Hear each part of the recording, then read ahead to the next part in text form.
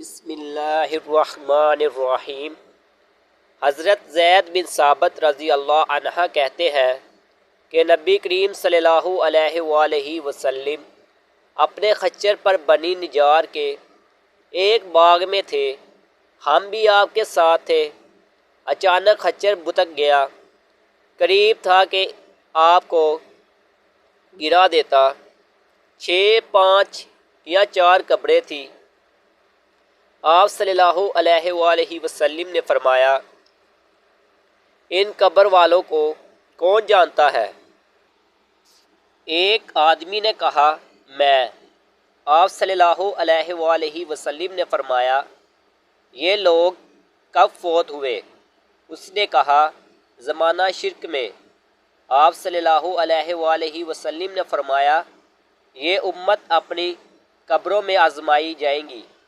اگر مجھے اس بات کا خدشہ نہ ہوتا کہ تم اپنے مردے دفن نہ کرو گے تو میں اللہ تعالیٰ سے دعا کرتا کہ تمہیں بھی وہ عذاب قبر سنائے جو میں سن رہا ہوں۔ حضرت زید نے کہا، پھر آپ ہماری طرف متوجہ ہوئے اور کہنے لگے، آگ کے عذاب سے اللہ کی پناہ مانگو۔ صحابہ کہنے لگے، ہم آگ کے عذاب سے اللہ کی پناہ میں آتے ہیں۔ آپ صلی اللہ علیہ وآلہ وسلم نے فرمایا، قبر کے عذاب سے اللہ کی پناہ مانگو۔ صحابہ نے کہا، ہم قبر کے عذاب سے اللہ کی پناہ میں آتے ہیں۔ آپ صلی اللہ علیہ وآلہ وسلم نے فرمایا، ظاہری اور باطنی فتنوں سے اللہ کی پناہ مانگو۔ صحابہ نے کہا، ہم ظاہری اور باطنی فتنوں سے اللہ کی پناہ میں آتے ہیں۔ آپ صلی اللہ علیہ وآلہ وسلم نے فرمایا، دجال کے فتنے سے اللہ کی پناہ مانگو۔ صحابہ نے کہا، ہم دجال کے فتنے سے اللہ کی پناہ میں آتے ہیں۔ حضرت ابو سعید خدری رضی اللہ عنہ کہتے ہیں کہ میں نبی کریم صلی اللہ علیہ وآلہ وسلم کے پاس آیا، آپ بخار میں تپ رہے تھے۔ میں نے اپنا ہاتھ آپ پر رکھا تو لحاف کے اوپر سے بخار کی حرارت محسوس کی۔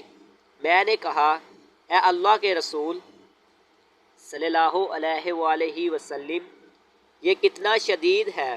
آپ صلی اللہ علیہ وآلہ وسلم نے فرمایا، ہمیں تکلیف بھی دگنی دی جاتی ہے اور اجر بھی دگنا دیا جاتا ہے۔ میں نے کہا، اے اللہ کے رسول صلی اللہ علیہ وآلہ وسلم، لوگوں میں سب سے زیادہ آزمائشیں کس پر آتی ہے؟ آپ صلی اللہ علیہ وآلہ وسلم نے فرمایا، انبیاء علیہ السلام پر، پھر نیک لوگوں پر۔ کسی کو محتاجی میں آزمایا جاتا ہے، حتیٰ کہ اس کے پاس صرف وہ چادر بچتی ہے جو اسے ڈھانپتی ہے، اور وہ آزمائش میں اتنا خوش ہوتا ہے جتنا تم میں سے کوئی بھی شخص خوشحالی میں مسرور ہوتا ہے۔ اللہ پاک ہم سب کو احادیث پر عمل کرنے کی توفیق عطا فرمائے۔ اگر آپ کو میری ویڈیو اچھی لگی ہو تو سبسکرائب، لائک کرنا مت بھولیے گا۔ شکریہ۔